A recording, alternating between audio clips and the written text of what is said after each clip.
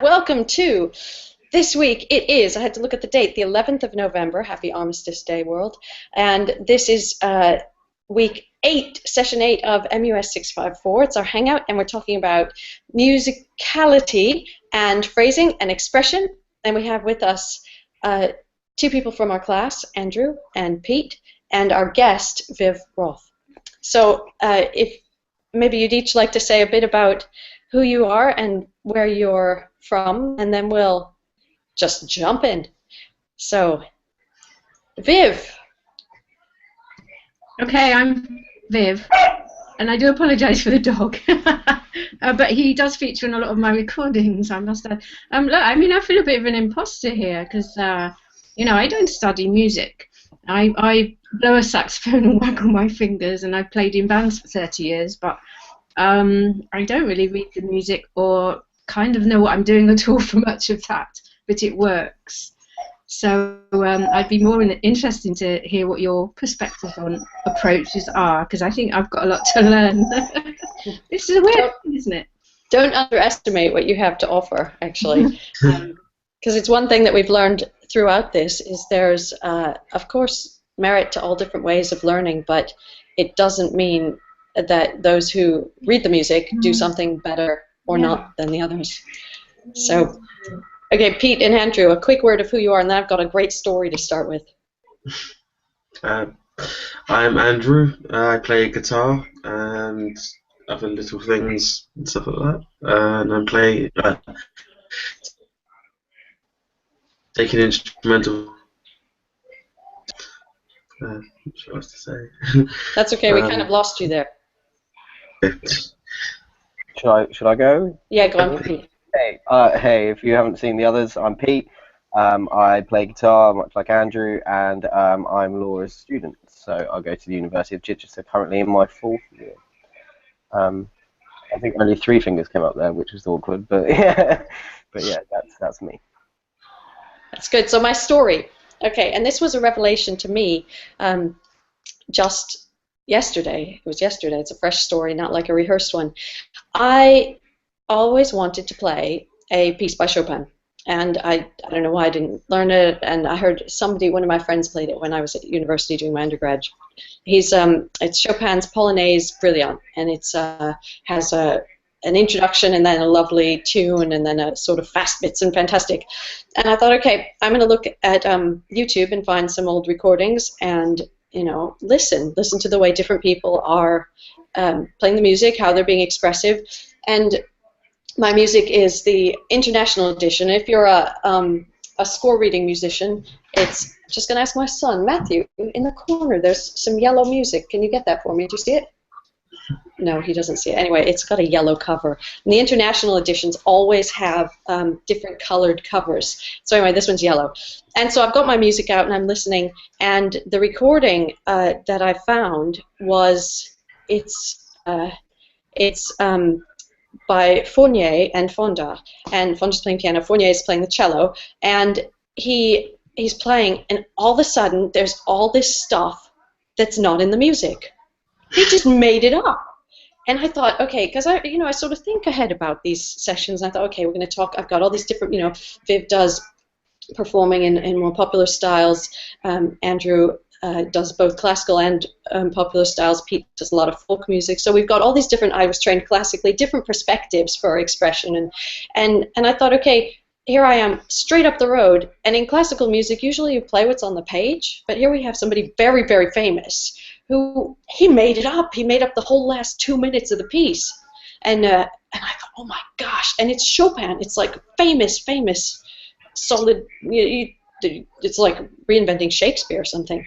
And so that was a bit of a revelation. I don't know how he got the liberties. He's known for doing lots of things, lots of classical music differently, and I found that really interesting and quite inspiring. So that's my beginning story. Isn't that sometimes quite acceptable in classical music? I can't remember the Latin term for it, but it happens a lot in Liszt, isn't it? And you just have blank bars and a Latin word, and it means, well, you just go and do what you want in that bit. So is it really not accepted practice then? No, except this wasn't. He just changed all the notes. It wasn't. Sometimes there's a cadenza, and that's when you invent things, and you're supposed to have a sort of showy moment of here's who I am. But he actually changed all the notes. I went through with pen and paper, and I thought, at letter O, don't play those bars, make up and do a load of octaves, and then play something really fast, and then I was going to transcribe it all, so I could, because I wanted to do it. I wanted to learn that. But yeah, so I was really surprised, because usually there's the perception that you have to repeat exactly what there is. Yeah. Oh, Viv, we can't hear you. I'm Hello? sorry, my dog's Yeah. annoying me. Oh, that's okay.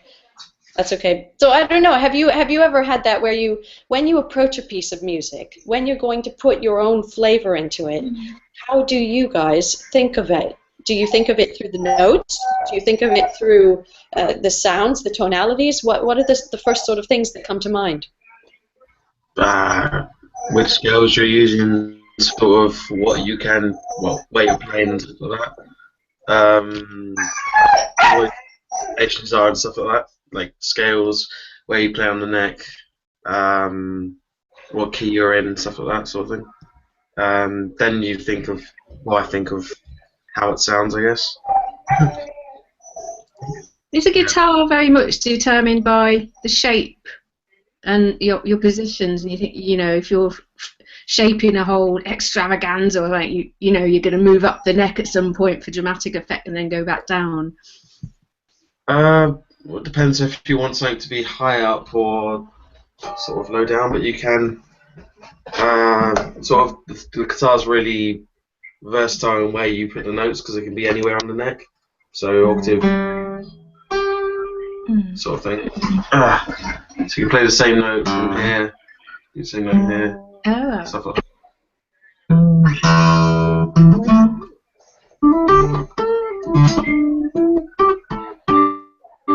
So you can play the same stuff.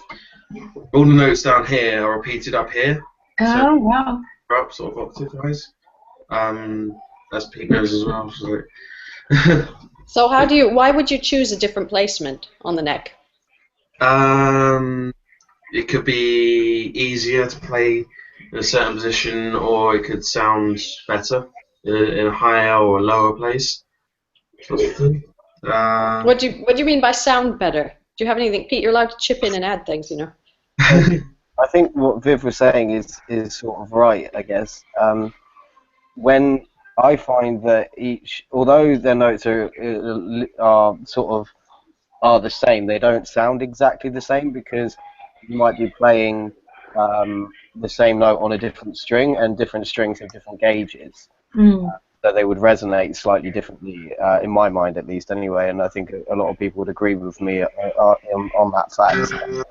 So when you said, do you work your way up the neck for kind of to sort of build momentum, I think a lot of guitarists really do that, because obviously the higher notes are up at the top of the neck anyway, so if you want to get, I always think of it in terms of like screechy rock solos, they always sort of sort of midway or at the bottom, and then work their way halfway up, and then by the time you get to the climactic part of the solo, where you're really going for it, then you'd be hitting those top kind of notes and really sort of smashing it.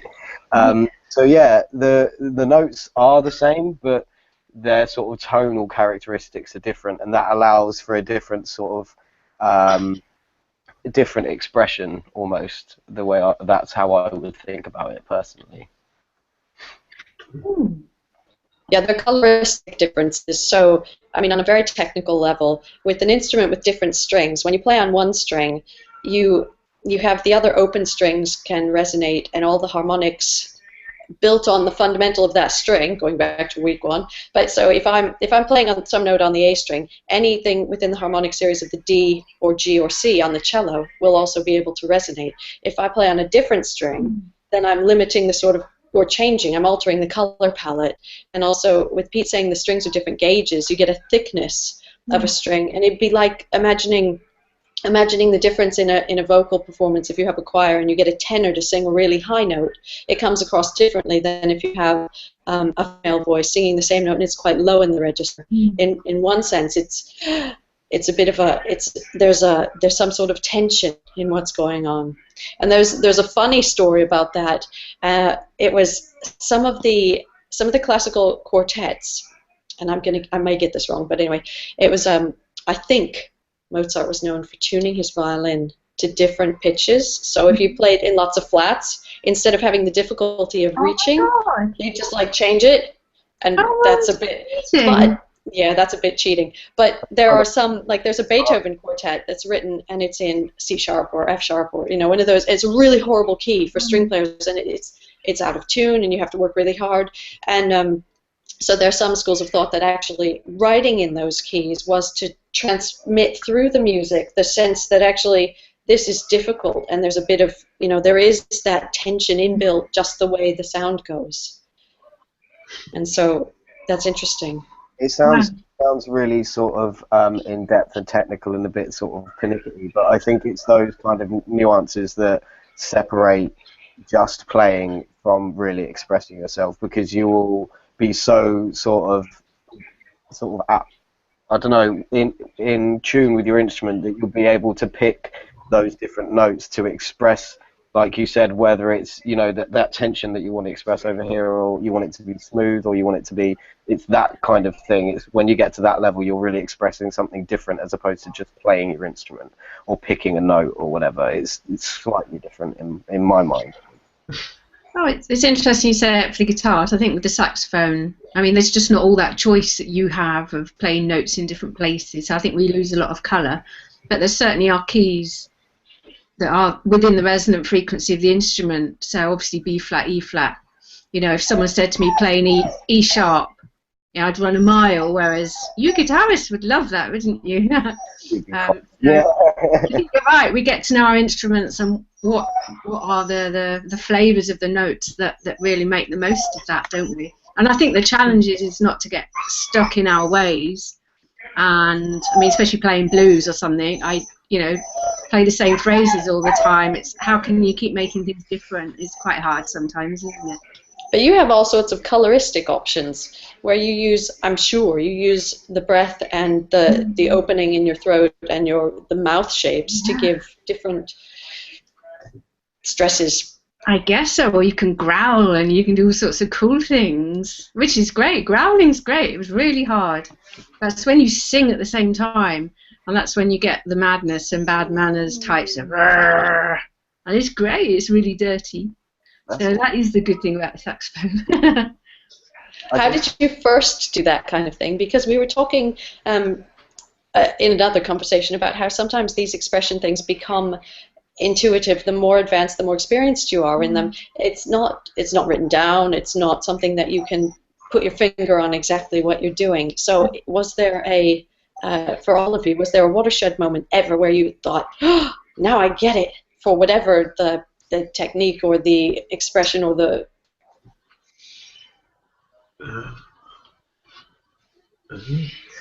Andrew's thinking.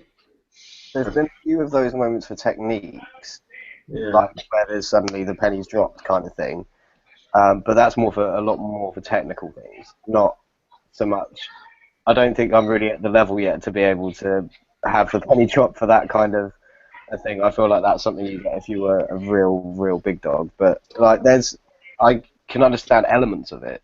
So well, I asked that question to the wider musical community, and I got some answers. It was interesting because the answers that I got were more about experiences and repertoire.